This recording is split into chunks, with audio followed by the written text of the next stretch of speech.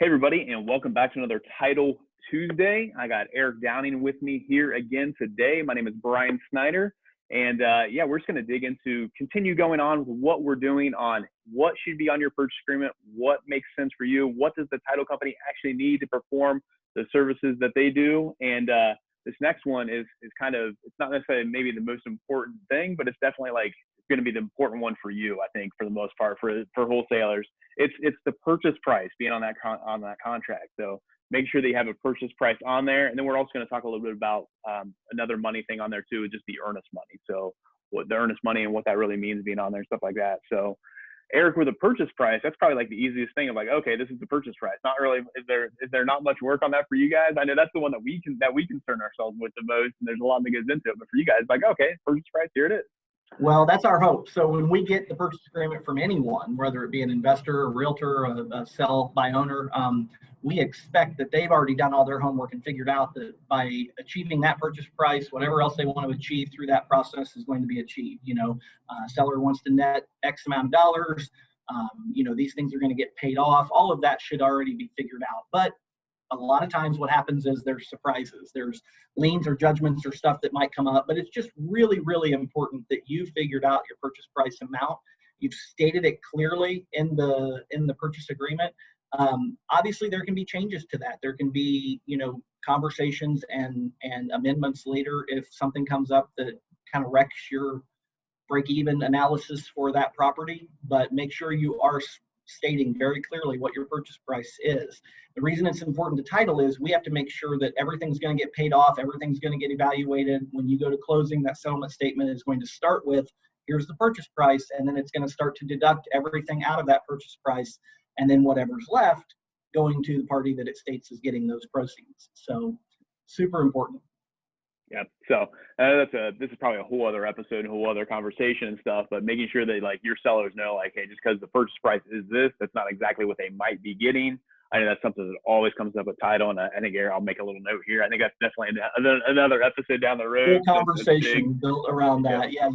That's what I was thinking as we were talking about this episode. I was like, we could build several episodes about this conversation. How to structure it properly, how to account for the different parts of what's going to come out of that purchase price based on, if you're buying it for $60,000 and the seller thinks he's walking with $60,000, you've got issues.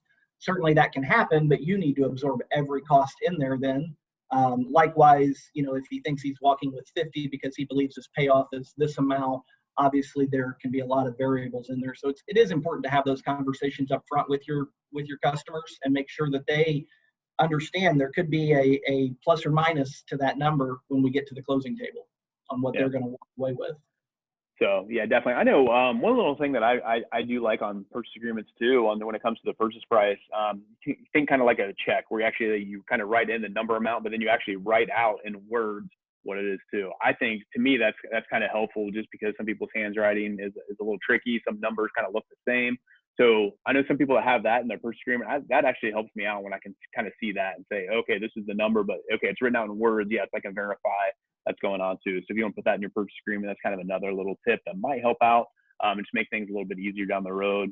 But then the other kind of money thing that should always be on that purchase agreement, or I guess not always, but something that a lot of people, almost 95% of the time they're going to have some of that consideration in there, is the earnest money. So basically just have that in there. If there is any earnest money on there, basically that you have stated that on the purchase agreement as well. And then you have that conversation too of like, who gets the earnest money? Where does it go? I know my preference is always like, hey, I'm going to send the earnest money to the title company, so they're going to hold it. So then basically it's kind of just kind of like an escrow, situation where they're holding it until that, until the closing takes place and stuff like that. So Eric, is there anything of note that wholesalers need to know kind of about earnest money and stuff like that you want to mention? Well, I think it's important to note, like you said, make sure you're putting it in there. Most purchase agreements have a blank for it. Don't leave it blank. If it truly is $0, put $0 in there, because it's going to be a question we're going to ask you later is, what is the earnest money amount? You're right, we're the escrow agent. That's what we're technically deemed. And so we're going to hold the money typically. Now, there are a lot of times where a realtor may hold the money, or you can choose if the parties agree that you hold the money. The reason we're a third party disinterested or our third party disinterested party, if I can say that right, is because we're going to get that money back to or apply it correctly to the closing. We're either going to give it back if things mutually release, or we're going to apply it to the closing, and that's why most people want us to hold the money.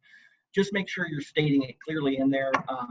Considerations as to what the earnest money accounts for. I mean, who's paying it? The buyer is. So if you're a wholesaler assigning the property, make sure that your end buyer understands that that's money they need to send in for the purchase agreement. Other than that, yeah, just putting anything in there, just something on that space is very important. Yeah. So good stuff. So when it comes to the money part, I know that's kind of like the end goal, the big thing that a lot of people like want to have on there, and they think is really important and everything like that. But it is important to the process, just like all the stuff is that we're going over. So making sure you have that purchase price on there, making sure everybody understands what that means. Same thing with earnest money. Where's it going? Who's holding it? And what the amount is. Even if it is zero, put zero on there, so everybody knows what's going on. Everybody can be in the know. Especially the title company, when you're sending that over to them to get that title search started and get that closing taking place. So thanks a lot for joining me, Eric.